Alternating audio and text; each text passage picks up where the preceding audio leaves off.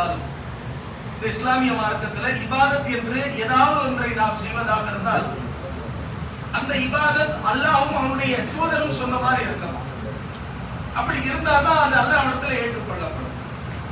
அந்த அடிப்படையில இந்த திருமணம் என்பது எல்லா சமூகத்தாரும், முஸ்லிம்கள் மட்டுமல்ல, முஸ்லிம் அல்லாதவர்கள் கூட திருமணம் செய்கிறார்கள். அவர்கள் ஏதோ ஒரு தேவைக்காக செய்கிறார்கள். ஆனால் முஸ்லிம்களை பொறுத்தவரை இஸ்லாம் என்ன சொல்லுது என்றால், திருமணம் என்பது ஒரு மனிதனுடைய தேவையும் கூட, இது இபாதத்து கூட என்று இஸ்லாம் சொல்லுது.